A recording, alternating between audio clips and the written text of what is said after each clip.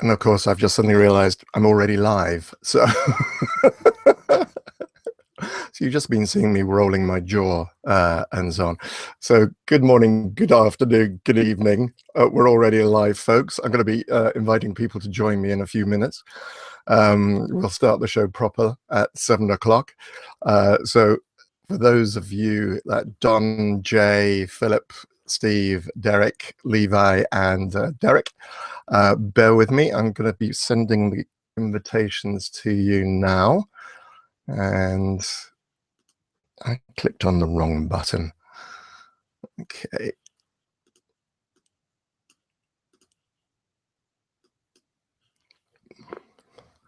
Okay, so that's interesting. So let me just see if I can...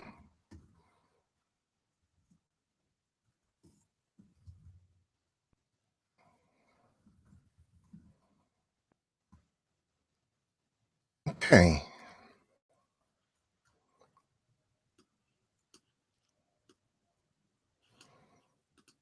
Okay, change of plan, guys and gals. If you want to join me live using a video camera, microphone, etc., if you go to the event on Google, I'm going to paste the link which you need to click on because Google's being... Let me just check something. Try it a different way. There we are. Okay. Actually, ignore that. I'm going to be inviting you. I know. Yeah, thanks, Jonathan. I just realized that when I saw the live button. I am live. This is going to be really boring for people when they start watching this. But what I'll do is I'll put in a link to make sure that people can jump to the show proper. So this 10 minutes, we're just going to be getting my guests, the people who've mentioned that they want to come on the show. I'm going to be getting you on now. Invited Don. Jay, that's your invitation just coming on. And Philip, I'm just going to... I'm doing this now. I do apologize for those who've tuned in early for the show. In fact, there are 4 viewers already. Thank you very much indeed for coming in early. God, I'm trying to keep this going. The usual professional standards you expect from this show. And we're going to be inviting Steve Zarebski on in a few moments. There you are, Steve. And so if you... Oh, hold on, I'm missing somebody. I'm sure there's somebody who said...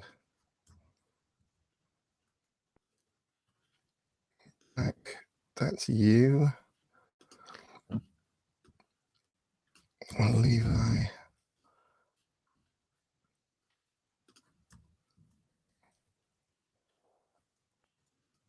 It's Levi Everett.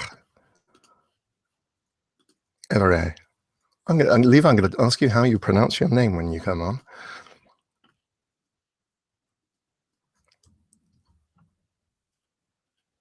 Okay.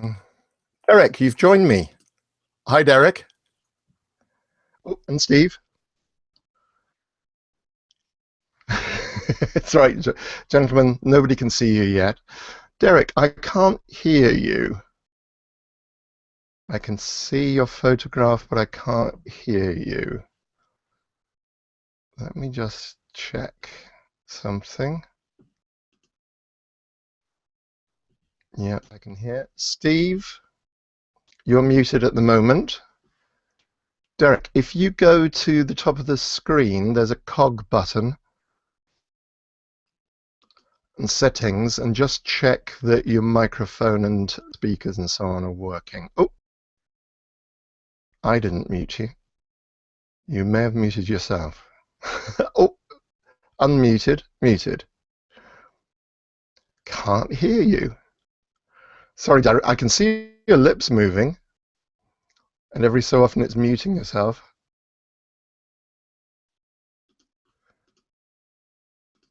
Derek.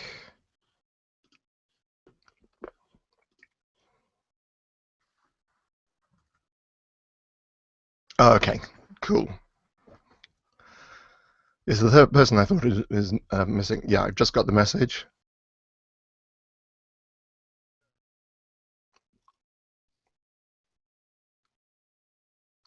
Cool, so everyone has been invited, including Jonathan. So you should have had your invitation. Derek, I'm not sure why we can't hear you.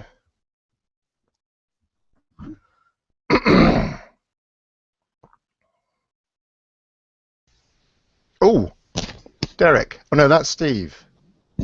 I can hear Steve. Hi, Nick. I'm just making sure you can hear me. I can. Indeed, I can. It's Derek we seem to be having a problem with, or Derek's microphone we seem to be having a problem with, because we can see Derek fine. But as I say, there's a. Sorry, I nearly left the Hangout for a moment there. So I'm going to.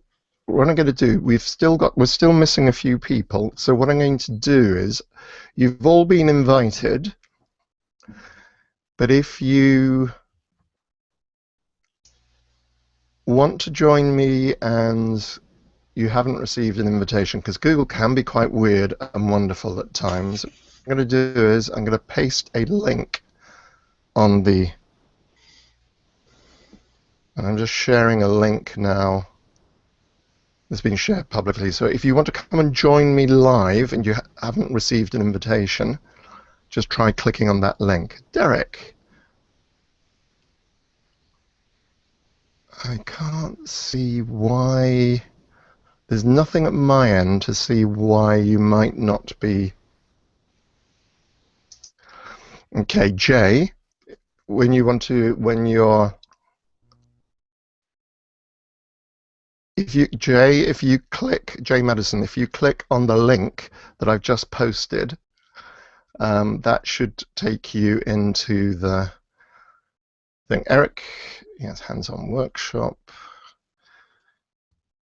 Eric. Yep, there's Philip. There's Philip coming in.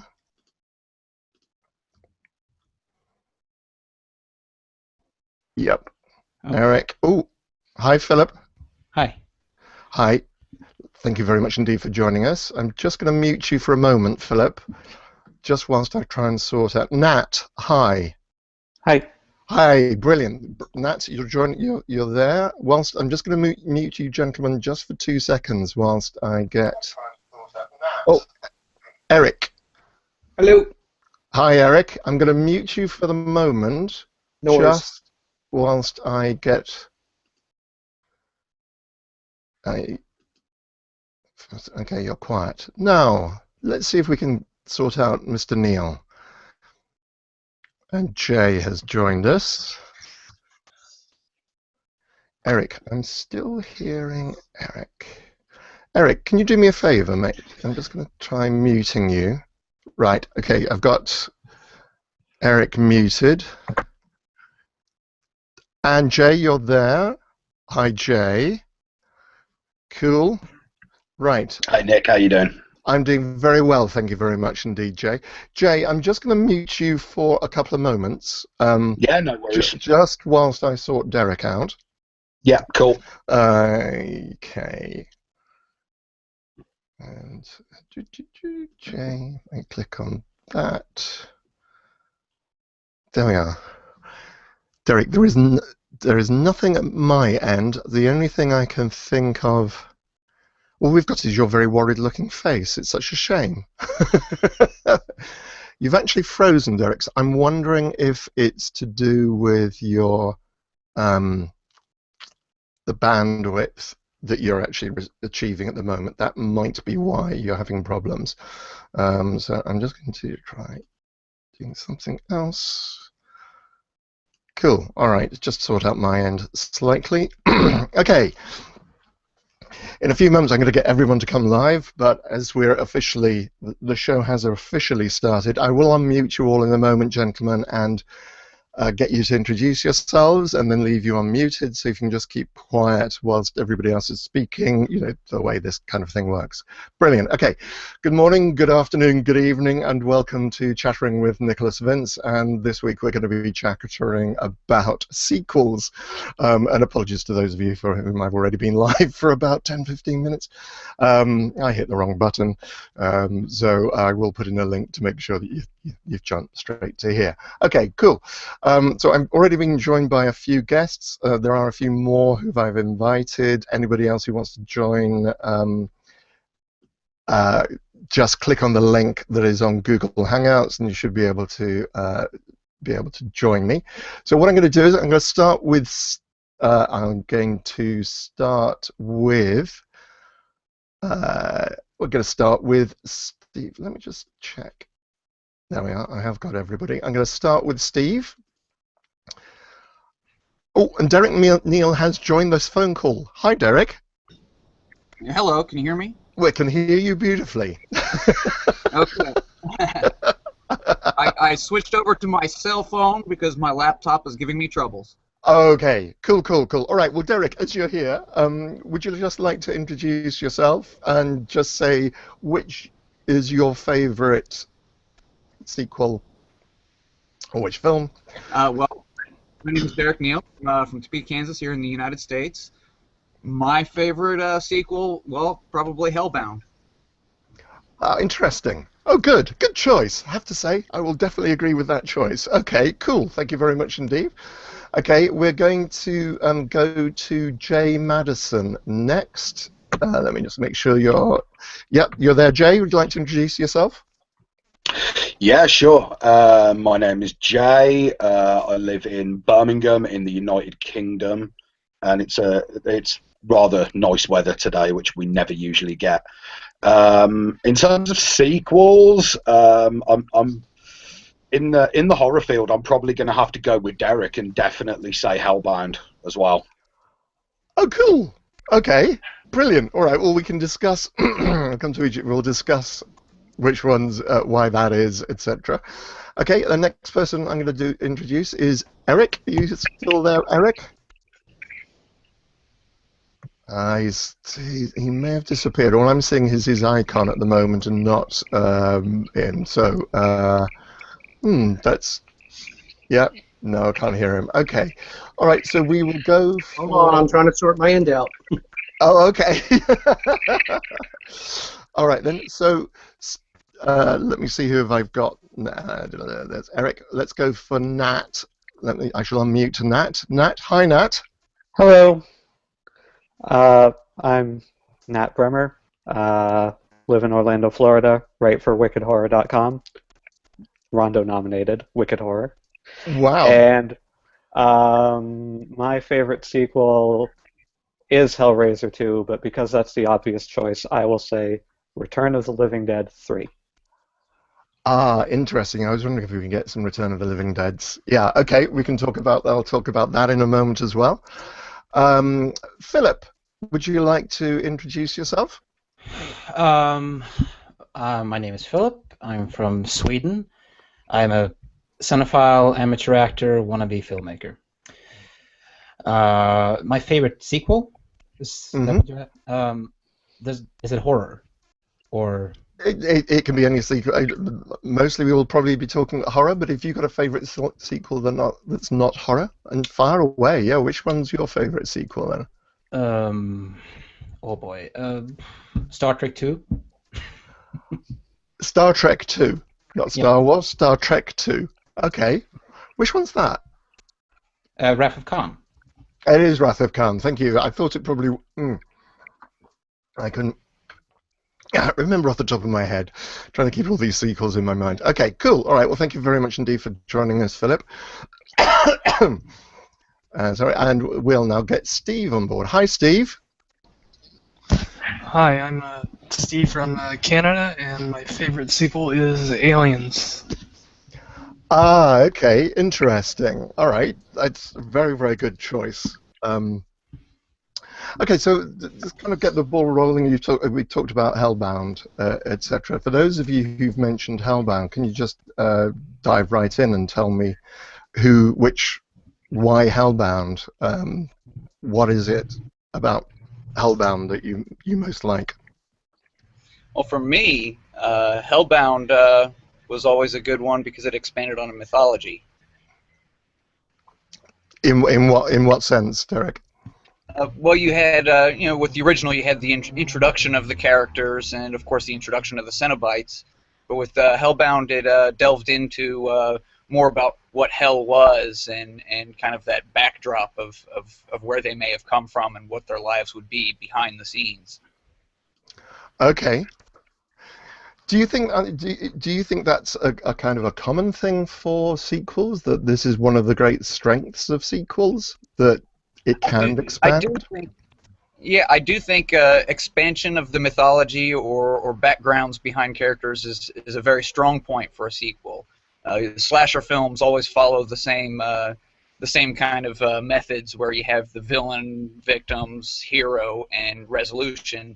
Whereas with an expansion, it creates more of a story, and that's what I like. I like to see more of a different and at the same time retelling or expansion of the original story.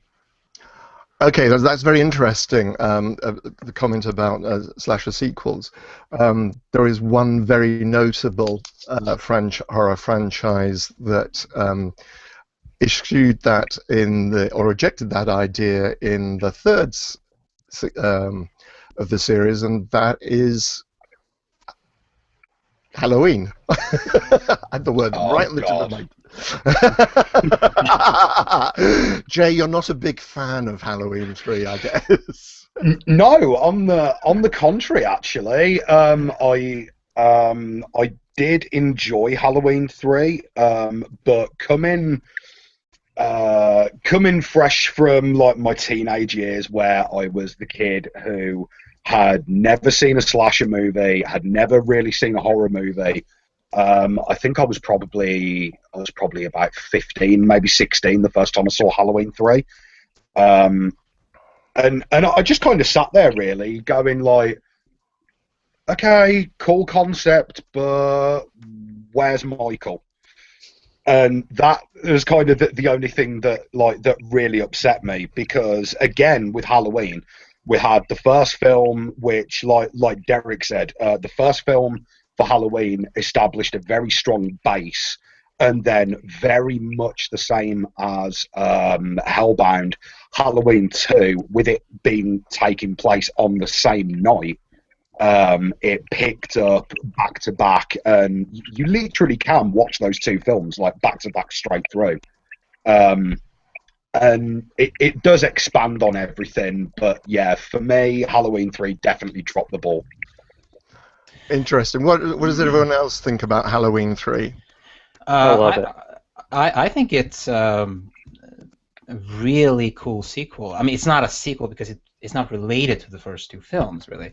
But it's such a... I mean, the fact that they made that film back then, it was Universal who made that film. I mean, you would never see a big studio today make a sequel to, let's say, Transformers, and it's like something completely different.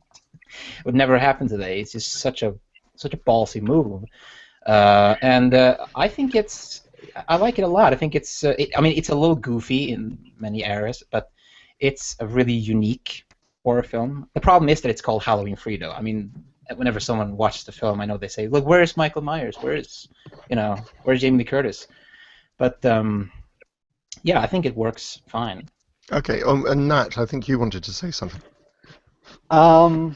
Yeah, I think Halloween 3 is really, really interesting. It's totally its own movie, but I don't fault it for being that, because it is a good movie on its own. And I think it's really interesting that there was this sort of trifecta of kill your TV horror movies that came out in 1983, where you had Poltergeist, Halloween 3, and Videodrome all in the same year. That's very interesting. That's very interesting. Okay, and I think the explanation given at the time was the idea was that the franchise was about the night of Halloween, and that the idea was that you'd have a series of films built around Halloween the night rather than around Michael Myers, which is a bit weird when you consider they'd already done Halloween 2, which was such an obvious sequel. Yeah, So, but John Carpenter said it himself. I mean, he died at the end of 2. Michael Myers was pretty much dead at the end of that. Everybody looked at, I mean, except for Jamie Curtis, but still, they were all dead. So I'm sure Carpenter was like, oh, where else to go but to create a completely new story for a third film. And do the whole anthology thing. Yes, that's definitely what they had in mind. yeah, they're very interesting. Okay, I'm just going to take a quick comment from Kim Lehman. Hi, Kim. I think Hellbound Hellraiser 2 is the best of the Hellraiser franchise, followed by the first film. Nicholas, would you consider the Chatterer your favorite character that you played? That's a really interesting question, Kim. Is it the first? Is that the most favorite character that I've ever played? It's certainly one of the favorite characters. I have to say that now that recently, and having now just done 5 short films in the last 8-9 months, there are now other there are now other contenders. Chatterer will always be close to my heart. Never get me wrong on that. But Kinski, of the 3 Clive Barker films I made, probably Kinski is my favorite. But that's simply because I could say lines in here and so on. Just purely for those practical reasons. Okay, now, gentlemen, you say, Derek, you were talking about the fact that Hellbound is your favourite sequel. Who else was it who said Hellbound was there? Nat, did you say Hellbound? I did. Why Hellbound? Hellbound, I think, is maybe the best sequel made to a horror film, because every sequel should expand on the ideas that are presented in the original film. And Hellbound does that exponentially. And I love, just from a filmmaking angle, that the movie looks a lot more expensive than it was. And I like that everything in Hellraiser 2 is sort of crafting a fairy tale, where just about everything that happens is built on these references to fairy tales throughout the narrative, and really the whole thing is just a very grim Clive Barkerian version of Through the Looking Glass. Very interesting. Okay, yeah, that's very. I know what you mean about the fairy tale stuff. Go on, Snow White, give it your best shot. Is one of my favourite lines from the from the movies. That that's Julia. They changed the book. They changed the rules. Snow White. I'm no longer the wicked stepmother. Now I'm the wicked queen. It's a little dead on. Yeah, it's just really good. We've got some other. I think the other, Hellbound is obviously it's interesting. I was also looking at the list of movies that made more money than their prequel, and Hellbound. Funnily enough, Hellraiser 3 made more money than Hellbound. However, neither of them made as much as Hellraiser.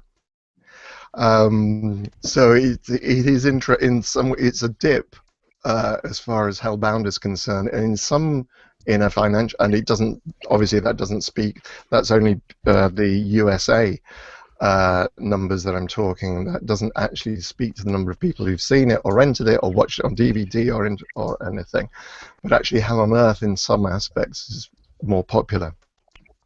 Okay, so putting Hellraiser aside, we've got some other suggestions coming in from Kim. Evil Dead 2. Now, Evil Dead 2.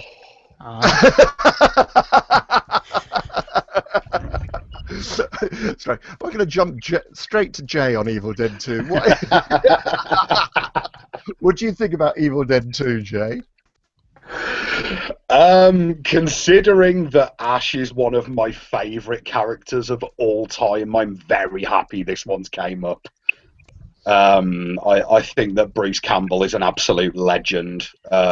He's like pretty much everything that I've seen him in, he's just been absolutely brilliant. I think the reason why, I prefer Evil Dead 2 over Evil Dead 1, but I will still go back and watch Evil Dead 1 for comedy value. There's an amazing scene. It's like an establishing shot of the cabin, and if you look over to the right, obviously you've got the moon in the shot. But if you look really carefully, you can see the edges of the projector screen that the moon is actually on. It's absolutely brilliant. The only thing that I can think of is that Sam Raimi must have left that in there for giggles, or they ran out of money, which both of them are very likely. I think if they made Evil Dead 2 first, it may have been a stronger thing overall, but Evil Dead 2 is essentially a remake of Evil Dead 1. The one thing is we have no unfortunate... for those of you who have seen it, I'll just mention the word tree and see how many people cringe. I like to you talk about Evil Dead 2, and that reminds me of another sequel that came out I think at the same time. It was Phantasm 2, which is very similar to Evil Dead 2 in that it's a comedic sequel. The first Phantasm is pretty straightforward, and then the Phantasm 2, like Evil Dead 2, is much more comedic, much more action-packed. I think it may have come out after Evil Dead 2, so it probably was inspired by Evil Dead 2 taking that approach. But I think it's interesting that you have those two sequels that come out at kind of the same time and are very similar in their approach to being a sequel. That's very interesting, and also this is something that John Shelton, who's not able to join us this evening, was saying. That Evil Dead 1 is a classic. Evil Dead 2 is the comedy horror retelling of the, which then brings us on, of course, to Evil Dead 3, Army of Darkness.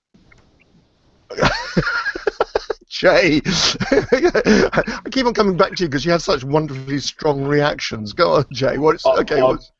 Army of Darkness is my favourite one out of all of them. So, yeah, it's like I spent ages trying to track it down on DVD, and then I went into a record store one day, and my girlfriend actually tapped me on the shoulder, and she was like, "Weren't you looking for that?" And I just absolutely lit up. I was so happy. And I bought it back and watched it the same. I must have watched it about 3 times on loop.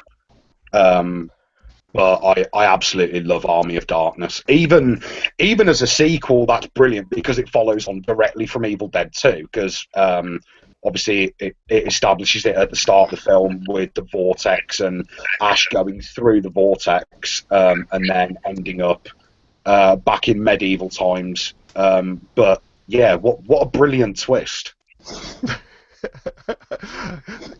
Steve, what are your thoughts on what we've been discussing so far? Halloween 3 is one of my favorite John Carpenter scores, and Evil Dead and Army of Darkness is one of my favorite sequels of all time. Okay. I think I've mentioned to this for previous viewers. I shall mention very briefly that Marcus Gilbert, who plays the King, I was friends with him when I was at school. We used to do county drama together, and my mum always remembers him very fondly for sitting, being around our house one night and telling ghost stories. He's a lovely man. Marcus, really, really nice guy. Okay, so Evil Dead is obviously one of the classic, and Army Darkness is. Yeah, it just seems to have taken up. And I think, having done some research into this, it is interesting that by the time you get to the third movie, once you've established a franchise, third movies will often make more money than 1 and 2.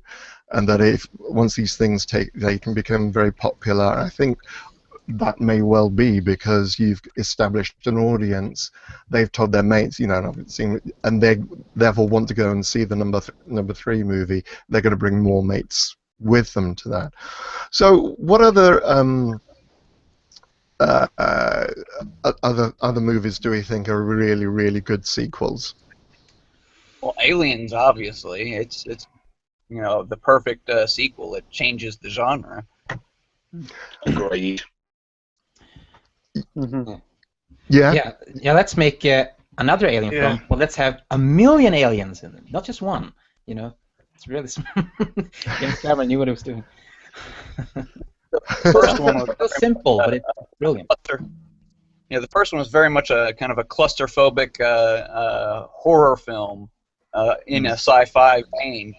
The second one becomes this action-packed adrenaline rush. It changed the whole concept of the original film. Yeah, and it works. I mean, you don't sit there saying, "Oh, this isn't like the first film." You accept it because it tells a good story. At the same time, it doesn't feel like they're simply repeating the first film again. Yeah. I think reading when I was younger that James Cameron used Aliens to kind of tell this story of his feelings on the war in Vietnam and how it was this whole soldiers wanted to pull out but couldn't or weren't allowed to. And it was interesting how he makes those similarities with the social feelings of his time growing up with his film. Okay. If you look at Aliens, the whole film is about motherhood, which is why it frustrates me so much that the most important scene in the movie was cut out of the theatrical release, which is when Ripley learns that when she was floating in space for 57 years, her daughter died. And that scene sets up her motivation for the rest of the film of why she connects with this little orphaned girl and is so adamant on protecting Newt. And one of the other things I love about it is that the villains are very smart animals, but Ripley and the Queen have the exact same motivation.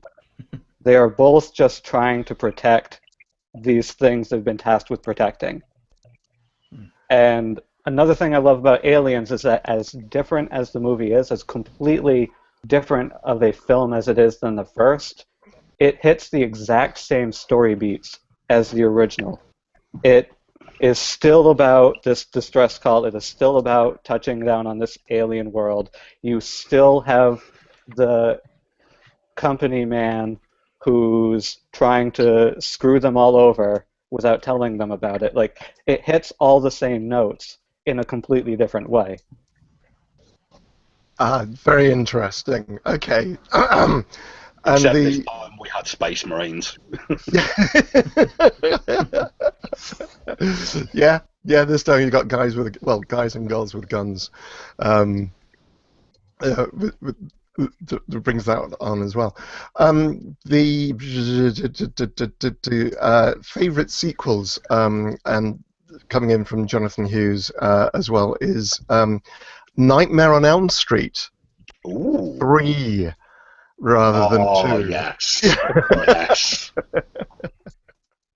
Now, I should point out that I'm about to meet Jack Shoulder in a couple of weeks, who directed Nightmare on Elm Street 2, and I really want to talk to him about Nightmare on Elm Street 2, because I think there are going to be some very interesting stories there as to, behind Nightmare on Elm Street. Though he's probably really bored with talking about it, looking at his other work as well. That's another one. Another interesting sequel that we haven't spoken about yet is See No Evil 2. I haven't seen that. Have you not? Anybody else seen? We've done plenty of talking about it in the past. Yeah, we have talked about it on the show in the past. Yeah. Derek, you've seen See No Evil 2. Yeah. This is one done by wonderful Soska sisters. I really enjoyed. I did enjoy that so much more than the first one. That's an interesting one where you can take. Sorry, guys, behind the first See No Evil. That's a terrible movie. It's just not. Well, my I'm sorry. In my humble opinion, I really did not enjoy See No Evil, but thoroughly enjoyed See No Evil too. Not just because it's the Jenna Sylvia, whose work I tremendously enjoy, but because it just had fun with it. Basically, it had, it knows it's a sequel. They knew what they were doing, what they were getting into, and so on. And you're taking not the best franchise in the world, and you're making, I reckon, a really decent fun movie out of it with some lovely set pieces, which is kind of really what you want out of them.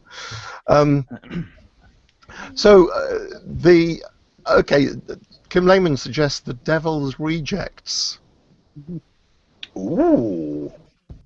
Anybody else a fan of Devil's Rejects? That is a good film. I did like it. Yeah, I absolutely love Rob Zombie's work. So yeah, definitely. I have to say it's not one that I've not actually seen. I've seen the first. I started watching Devil's Rejects, and the reason I didn't finish watching it is because I was in a hotel room at the time and I got called away. But have you seen the first one, Nick? No, I haven't. First one's really good. It's very rare that I see a film that kind of makes me harken back to, like, say, for instance, the first time that I ever saw Texas Chainsaw Massacre 1, and I'm just sat there like, what on earth am I watching? But House of a Thousand Corpses definitely had the same feeling. Right. Anybody else a fan of Devil's Rejects? Yes, it's a good film. We shouldn't be talking about it, Derek, not in front of your daughter. It's got a great soundtrack as well.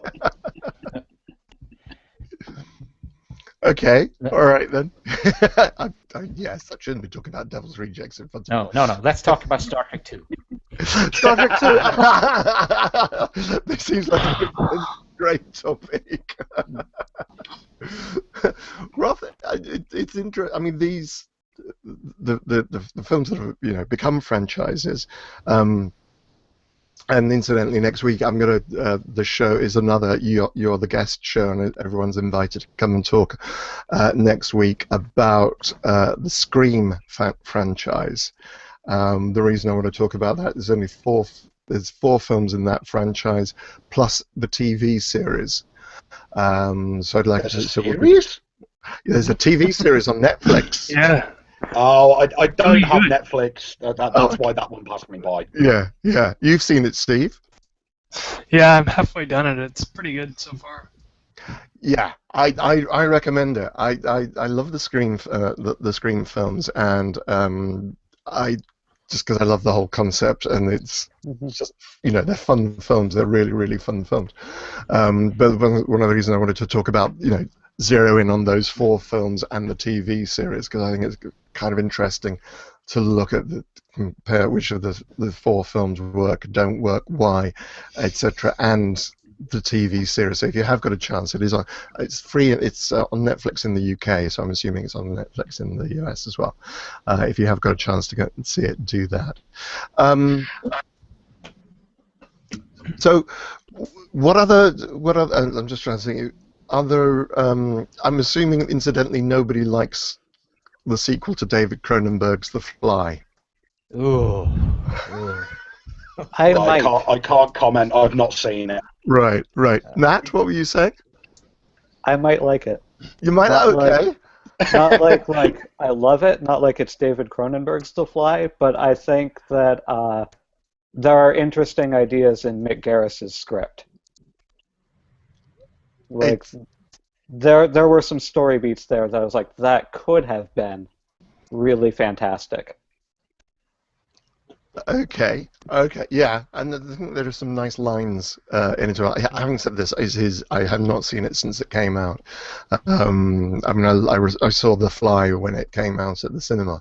I think I must have seen the sequel sometime later when it was screened on TV once, and just thought, Oh yeah, it's just you missed it on this one. There's a scene in The Fly 2 which is one of the worst scenes ever. It's when this dog has gone through the transporter thing and it's come out and it's completely malformed. And the kid, he has to kill this poor dog. And just the worst scene. I just like, oh my god. Oh, hated that. When you say it's the worst scene, do you mean it's the worst scene in the way it's done, or because it's just so effective? Because that just sounds like a horrible thing to have to do. Yeah, it's effective. It's very emotionally manipulative. I thought it was just, sitting with a dog there, and he just takes this poison and this napkin or whatever, and he just put it up against the dog's mouth, and the dog. It's just awful to look at. I mean, I just. Ugh. Yeah. I do remember that now. Yes, I'd forgotten that one. Yeah, that sounds absolutely appalling. So I noticed that Nat, you're wearing Child's Play 3. Yes. Is this because you happen to like this as a sequel, or it was a good I love t-shirt? this movie. This is not even like, there are the ones that are talked about as the good Child's Play sequels and the bad Child's Play sequels, and this is the one that doesn't get talked about at all. But I loved it. I love Child's Play 3. Child's Play inherently draws in to question gender stereotypes and things about masculinity. And I think the Child's Play series really benefits from the fact that every film has the same writer, so he wants it to be different each time. And those commentary on gender and masculinity come so much into play in 3 when you're set at a military academy, and Chucky is essentially picking off all of these macho stereotypes, where all the people who die in the movie are the tough guys, and you have this sensitive kid who's sort of infamous for playing with his doll or getting into a fight with his doll. The only competent character who's actually really good at anything in the movie is the female protagonist. There are a lot of neat ideas presented in Child's Play 3. You have this guy who runs the military academy, who is this Vietnam vet who's gone through all these tours, and he's like written off as such this huge badass, and his death scene is not like intense or anything. He's just like over the top, like, such this like highly regarded character, and he takes one look at Chucky, promptly has a heart attack, and dies on the spot. I remember that, actually. That made me laugh for days. I mean, I have to say, I've not seen. I need to see Child's Play. The reason why I haven't seen Child's Play, and Jay, this possibly resonate with you, though I think you're probably too young. But it's Jamie Bolger. Yeah. For those of you who don't know, the boys took a much younger boy and took him away and killed him, and Child's Play, the movie, was blamed for all this. I think it was banned as well, wasn't it, for a number of years? Yes. It was 3 in particular. Was it? Yeah. Mm-hmm. Was 3 banned? The case was 3 was around banned. the release of Child's Play 3, and it got 3 pulled from theaters. Oh, wow. That I did not know. Yes, I'd forgotten that. So it's one of those things that I didn't see it. I missed at the cinema when it came out and so on. And then when I became aware of it, it had all this baggage with it. Completely undeserved, as far as I suspect. It was also revealed that the boys had not seen the movie. That kind of figures. There was an awful lot of, unsurprisingly, it was a horrible crime as well. The Child's Play series is interesting because it's not as popular, I think, as like the Friday the 13th series or Halloween, but it is still ongoing. I mean, because you had the first one in 1998, and you had the third one by 93, and then you had the Bride of Chucky in 98, which was this almost parody of the previous films. It's very comedic. And then you had Seed of Chucky, was also comedic, and that was 2004. And now, I think 2 years ago, right, they had the latest one came out, which was Curse of Chucky, which was more straightforward. It's more like the first film, more serious, which interesting. I can't think of any other series that goes into that kind of weird, different tonal shifts from serious to comedic then to serious again. Texas Chainsaw had a fair few. Oh yeah.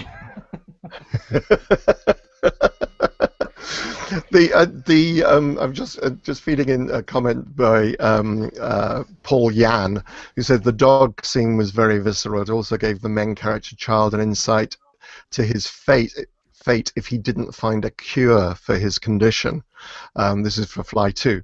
We're talking about. I remember that as well. I want to go back and watch it now, actually, and just see exactly what it was about. And Kim Lehman did not like Return to Salem's Lot.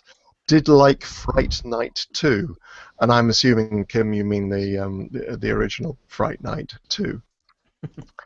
In that case, again, interesting films. The other thing I wanted to mention, when I was doing my research for sequels, is that are you guys aware, all back in the 1970s, we've got. I'm coming through. Derek, I think it's you. I'm just going to mute Derek for a moment. Yeah, okay. So, what is known as the Sulkind clause, or the Sulkind clause, in actors' contracts now, in the Hollywood contracts now, is because when they made the Three Musketeers, they shot an awful lot of footage, paid the actors once, and then cut all the footage they had into 2 movies, into Three Musketeers and then the Four Musketeers, which is like, terrible, appalling thing for any producers to do. Just like, you don't do that kind of thing, guys. I mean, I think it's very common now that you might actually film 2 films. I think a couple of the Hellraisers were filmed back to back. Doug was saying basically they paid him about 1.5 times what he might get had he just done the 1 movie for doing the 2 movies. So we talked about Aliens. Any other sequels that we've missed out on? Star Trek 2. Star Trek 2. Star Trek 2. Well, it's an interesting sequel because the first one. I mean, I don't know how familiar you are with Star Trek, Nick, but my relationship to Star Trek is I watched all the TV programs when they came out in the UK. I once spent a week researching, trying to find the photographs of from the original series, of which there are very few because it was not expected to be as popular as it is.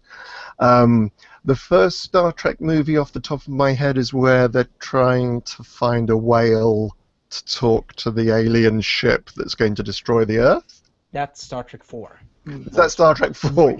Which okay, so come on, tell me, what's Star Trek 1? Well, okay, so they were trying to make a new TV show, I think, by the late 70s, but then it turned into a movie.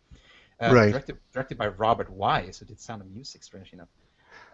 Which it was this overblown film. It cost $40 million something, and it was this terribly boring film. It was just nothing but spaceships floating very slowly in space. That's just the film. It's not, and it did kind of well at the box office, but it didn't meet the studio expectations, I know. And so when they're going to make the second film, they had a much lower budget.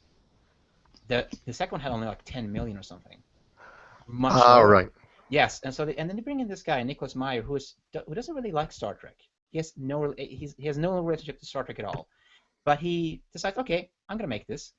And Star Trek 2 becomes this incredibly successful film, and it's regarded today as the best Star Trek film, which is interesting because what they did in the second one, instead of going bigger, like the previous sequels we've talked about, like Hellbound or Aliens, they go smaller, and it becomes this character film where it's about the characters of Kirk and Spock and how it's becoming older, and it's about death and all these different things, and it's about so much more.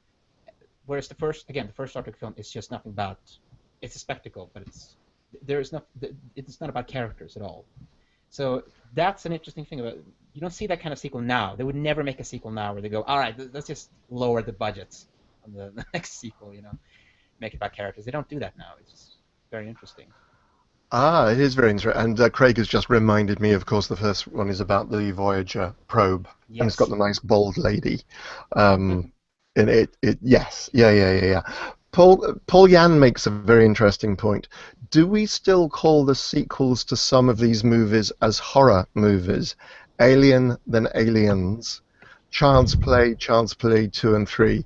There seems to be a trend in which the sequel to a horror film becomes less a horror and more of an action parody of the first. Yeah, we talked about that with Fantasy 2, Evil Dead 2. Yeah. Where but it's. Yes, but you're absolutely right. It's a very interesting point. Is the fact that it can go. It seems to go one of two. You start with a real horror, and then once it becomes popular, you want to broaden the audience. Therefore, to make it more acceptable to a wider audience, and therefore bring in more money, possibly, you make it far more accessible. It's less likely to be just pure horror. I think Bride of Frankenstein, right? It's more comedic. First. Well, that's interesting. So I tried watching Bride of Frankenstein, and I managed to survive 20 minutes into it, and I thought, no! Apart from the moment, where, she comes along, and the classic line of, she hates me. Which, yeah, it's just kind of like, really... Okay, that's possibly where this whole idea comes from. Okay, all right. I think. Yes, Nat, carry on. I think Bride is a better movie than the first in almost every way. Okay. And not to play that card, but so is Clive Barker. I'm very aware of that fact. What I love is you look at horror sequels. Horror sequels always go darker and more intense, like Devil's Rejects, or they go funnier, like Evil Dead 2, or they go bigger and expand on the mythology, like Hellraiser 2. And Bride of Frankenstein does all three. Like, it laid off a branching off point for every kind of horror sequel because it's doing all of them at the same time. Interesting. Okay. That is interesting, actually. So if I get past the first 20 minutes, you reckon that I can actually learn an awful lot from this? Yeah. Get to Karloff and the Hermit, and the movie is gold from there. Right. Okay. Eric, who's tried to join us from the Hands-On Workshop, wasn't able to actually. Sorry about that, Eric. I'm not sure what's happened at your end. He's saying, what about The Exorcist? Ooh. Exorcist 3 is a great movie. Yes. But Exorcist 2 is interesting. I mean, it's not a good movie, but you watch that movie, you're like, how was this movie made? Because it's nothing like the first movie. It's nothing, which I think is kind of cool, actually, that it doesn't resemble the first movie in any way at all. Remind me which order they come in. So we've got The Exorcist, then Exorcist 2 is The Heretic. Yep. Richard Burton. Yep. And Exorcist 3 was Legion. Yeah. Directed by William Peter Blatty, who wrote the book. Yeah. Starring George C. Scott as the detective from the first. Yeah. And a very, very brilliant performance from Brad Dourif as well. Mm-hmm. I don't think I've ever seen... I actually saw The Heretic at the cinema, because it had Richard Burton in it. Yeah. Really enjoyed it. I have got the LP downstairs. I love the music, which is Ennio Morricone. Yeah. And absolutely brilliant. I also bought the book written by the director. The name is escaping me at the moment. John Borman. It is John Borman. You're absolutely right, John Borman, which contains the classic line of making movies is turning money into light. Which I just think is a brilliant summation of the whole That's a good one, actually. I've never heard that. Yeah, yeah, no, it's John Borman's. I think he said it. I don't think that book was the first time he'd said it.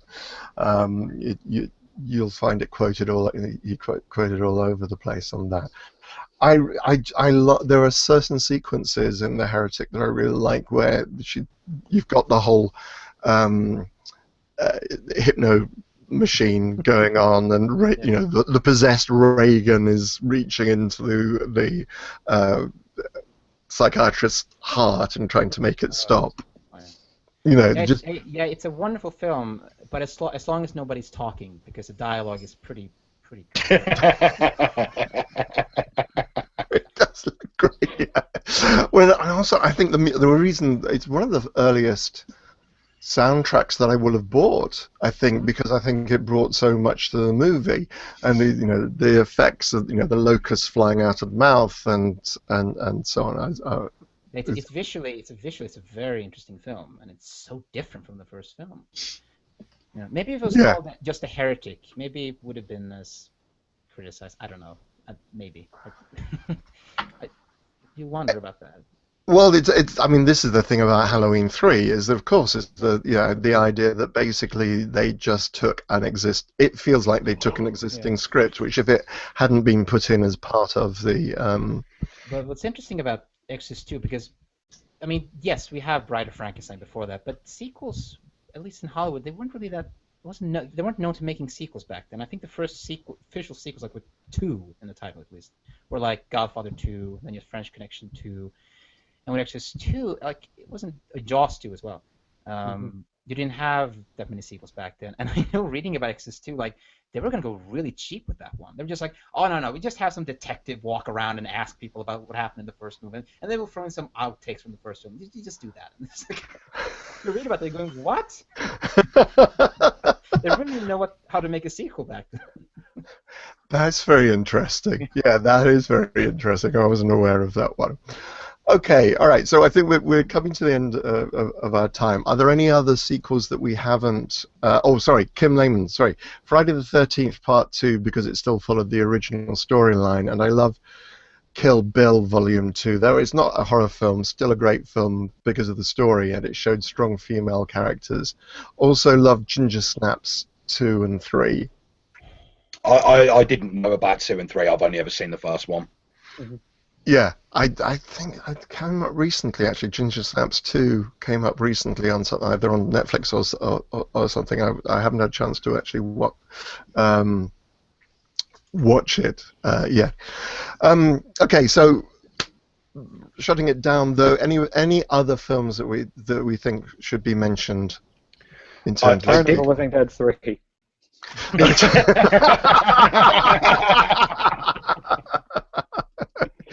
And for those who've not watched, I'm aware of Return of the Living Dead 3. Why that one, Nat? Because you take the first movie, which is such this nihilistic counterculture 80s comedy, and then you take this third movie that is a totally different movie, a sort of serious star-crossed romance, but it totally fits the mythology of the original. It actually inverts the mythology of the original, because in the first movie there's a scene where they're interrogating one of the zombies. It's really weird and interesting, where they're like, why do you eat people? And they say, well, because when you're dead, you can feel yourself rotting and being dead, and you eat to take the pain of decomposition away. And Return of the Living Dead 3 is about this girl who's becoming a zombie and wants to hold on to her normal life, so she inflicts pain on herself to make the hunger go away. And, the first one was just this counterculture movie for the 80s punk generation. The third movie is for 90s body mod culture. Heavy influences from Hellraiser in there, as she basically turns herself into a Cenobite to suppress her hunger. I've not seen this one at all. It sounds absolutely fascinating. I love the first Return of the Living Dead. The second one is weak because it's just trying to be the first one. It doesn't succeed. The third one is fun on its own, but that's another film I think that really would have maybe survived better if it had a completely unique title, a different title. You know, not calling, because I think if it was called like I was a teenage zombie or something, like I think it would have done better. Because if you take out like references of like the trioxin, which is from the first film, it's pretty much a standalone movie. Like it's not that related really to the first film, I think. Interesting. Okay, right. Okay. So, anything, Jade? Is there any film that we've mentioned that we should have mentioned? I actually did have an idea, but I think it could probably take up an entire chattering episode itself. Okay. And to me, that would be Night of the Living Dead versus Dawn of the Dead. Ah, interesting. Oh. Yeah. Night of the Living Dead, Dawn of the Dead, and I was reading up. I've seen those two. I've not seen Day of the Dead. You're not missing much. Although interestingly, it makes Empire's top 50 sequels. Really? Yeah. Yes. Great. Oh, okay. Which I found interesting. I found very interesting. Okay, cool. I'll have to go back and rewatch it then. Yeah. Steve, are there any? We've not heard a lot from you, Steve. Are there any other movies you think we should be mentioning, or other thoughts you had? Maybe Predator 2. Ah, interesting. This is one where he's. Is it number 2 where it's in the city with the detective? Yeah, it's Danny Glover. yeah. Danny Glover in the second Danny one. Glover. Yeah. And Gary Busey. Yeah, very good Gary Busey as well. And Bill Paxton. And Bill Paxton. I think the other girl in Predator 2, I'm not 100% sure. I could be wrong, but she looks a hell of a lot like Vasquez from Aliens. But I don't know if it's actually her. No, it's not her. It's not. Oh, That okay. was I just want to say, because before we close this, Sure. my thoughts are on a movie that should have had a sequel, because there are so many films out there that get sequels, and it's like, come on, don't make sequels to those. They don't need sequels. There's a movie that I think should have a sequel, and that's Nightbreed, actually. Yes. Of all the horror films that needs a sequel, this is like the one film that needs a sequel. No more. Can you just imagine if the 90s was just like Nightbreed sequels and no bad Hellraiser sequels, you know? I wish somewhere there's an alternate universe where there's nothing but good Nightbreed sequels and no bad Hellraiser sequels. That'd be so cool. But also, Nightbreed, I mean, that was supposed to have sequels. Like, it's kind of a rare film that was supposed to have sequels. I do remember reading somewhere that apparently, like, there was a sequel. There was ideas kicking around for it. I don't know if it ever got to the point that there was a script, but if there was, I would definitely love to read that script. The interesting thing is, of course, that in many ways it did. It just had sequels in comics. Yeah. Yeah. There are spin-offs. You know, there are spin-offs, and I completely agree with you, Philip. It'd be great if we'd had if we'd had movies, or or even if they did one now, and I can come back and play an aging Kinsey. It's just such a you look at the 90s, like you have like Children of the Corn 5. It's like, my God, why? A sequel to Children of the Corn. Why? Why? Yeah. Okay, folks, I'm gonna call this one a day. Thank you so very much, indeed, for joining me, Derek. Derek Neal, he had to leave us. Eric, who didn't actually make it onto it live. Steve, thank you very much indeed. Nat, thank you so much for the contribution. Jay and Philip, as ever. Just to remind you that next week we're going to be doing a similar show, but this time I just want to concentrate on a particular franchise, and that's going to be the Scream franchise. At some point, I do hope to talk about the Nightmare on Elm Street franchise as well, but I thought I'd leave that until after I've met Jack Shelder, so I can have a chat with him. and ask him about Nightmare on Elm Street too, because I thought that would be very interesting. In June, I'll be going back to. I'm hoping to arrange some more guests. I've already started reaching out to get some more guests to come and join the show. But in the meantime, there's next week's show. The following week, I'm going to be in France. I'm going to be at Bloody Weekend in Audincourt. Really looking forward to that, which is where I'm going to meet Jack Sheldon and Catriona McCall and so on. So I will see everybody hopefully in a week or so. And in the meantime, please don't forget to subscribe to the YouTube channel. Check out the Chattering with Nicholas Vince Facebook group, and have a great fun time. This has been Chattering with Nicholas Vince. I've been chattering with a whole load of very good folks about sequels, and I will see you next week. Take care.